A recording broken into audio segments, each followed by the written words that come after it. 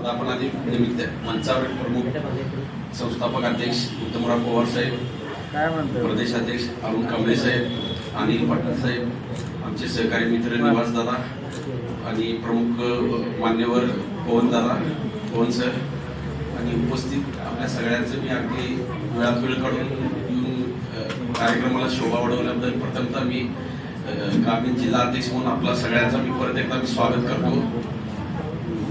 आणि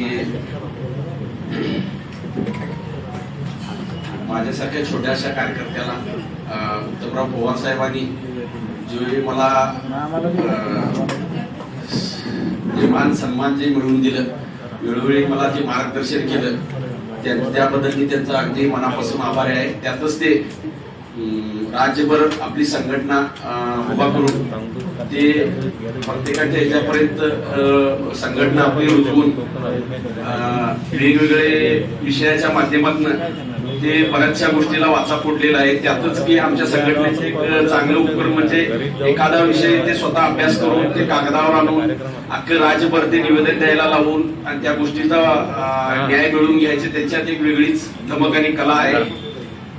आणि मला एवढंच म्हणायचं आहे, माझ्यासारखा एक छोटासा कार्यकर्ता फक्त काम करायची आवड होती, काहीतरी मी लोकांचं देणं लागतो ह्या उद्देशाने मी काम करत करत गेलो. 13 वर्षात मी असं काय मजल मारीन मला सुद्धा काय ते तेवढं आता विश्वास बसत नाही. पण मी प्रत्येक कामात एवढं बारीक अभ्यास करून प्रत्येक गोष्टीला मी तळागाळात जाऊन वाचा फोडायचं काम करत गेलो. त्या ह्याला अनुसरून मला बरेचसं यश मी मिळालं. सुरुवातीच्या काळात माझ्याकडनं मी बऱ्याचशा चुका झाल्या आणि अधिकारी वर्गाने माझ्यावर फार म्हणजे फार सुरुवातीच्या काळात अन्याय वगैरे केलं. पण ते अन्याय जसं करतील तसं मी त्यातनं तयार होत गेलो. आज मी खरं सांगतो, अधिकाऱ्यांना मी एक कर्दनकाळ ठरल्यासारखं आमच्या भागात ठरलेलो आहे. त्यातच माझ्या तक्रारींची दखल घेऊन एक 14-15 अधिकाऱ्यांनी आर्थिक दंडात्मक कारवाई झालेली आहे. एक तलाट्याला मी पकडून दिलेला आहे. 2 अधिकाऱ्यांचं कायमस्वरूपी 3-3 इन्क्रीमेंट मी घालवलोय. आणि अगदी नजीकच्या काळातच पंचायत समिती शिक्षण विभाग मधला मोठा भ्रष्टाचार मी उघडकीस आणला. त्यात ते लिपिक असू देत किंवा आजी माजी गट शिक्षण अधिकारी असे एकूण 9 जणांच्यावर त्या प्रकरणात कारवाई झाली. परत आमचं बड्याचवाडी ग्रामपंचायत माझ्याबद्दल एक चुकीचा ठराव केला. त्या ठरावामुळे मी त्या पूर्ण बॉडीचा पाठपुरावा करतोय. 2018 पासून मी त्या गोष्टीला पाठपुरावा करतोय. परवा मी विभागीय कौन्सिलवर पुण्याला गेलं. वर्षभर माझं सुनावण्या तारखा वगैरे होत्या आणि जे ग्रामविकास अधिकारी रिटायर झाले त्यांच्या विरोधात मी ते लढा पुकारलेला आहे. त्या लढ्याला ते त्यांचं 3 वकील दिले. ते आजपर्यंत एकही केस हरायचे असं ते वकील दिलेत.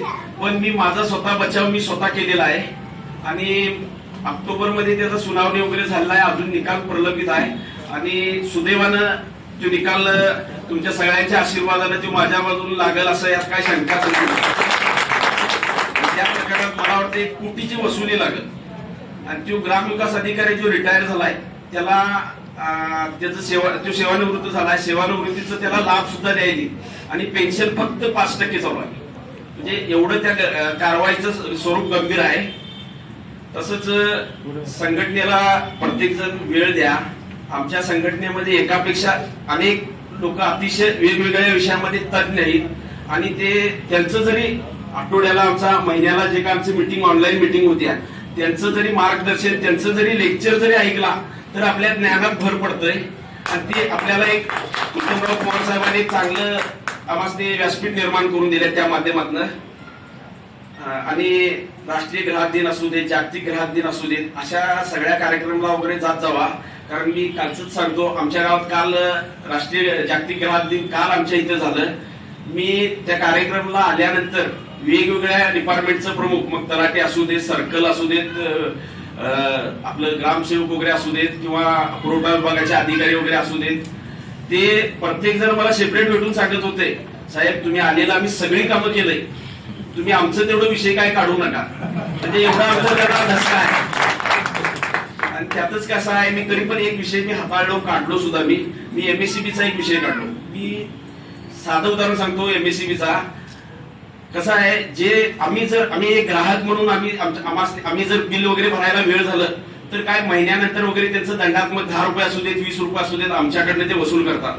पण आमच्या इथे काय झालं, एक 5 महिने झालं ते बिलच देऊ शकलं नाही तिने, आणि त्यांच्यामुळे ते दिरंगाई झाला आणि ते ग्राहकांना नाहक दंड त्यांना लागू केला आणि ते पैसे वसूल केलं.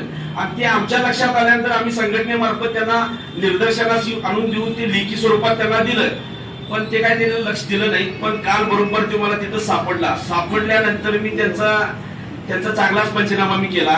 मी त्यांना सांगितलं या MSEBचं काम म्हटलं लोकांना अडीअडचणी संपवण्यासाठी तुम्हाला शासनाने एवढं घालेलं पगार आणि इतर सेवा सुविधा देऊन तुम्हाला तिथं नियुक्ती केल्या, पण आज तुमचं काम करायची पद्धत कसं आहे, लोकांच्या अडीअडचणी कसं वाढतील ह्या पद्धतीनं आज तुमचं कामकाज चालू आहे. आणि तुम्ही जसं आमच्याकडनं दंड आकारणी करून घेतला का नाही, तसं आमचं तुम्ही आता बेकायदेशीर जे दंड घेतला ते आमचं तुम्ही सन्मानानं सगळ्या ग्राहकांना परत द्या.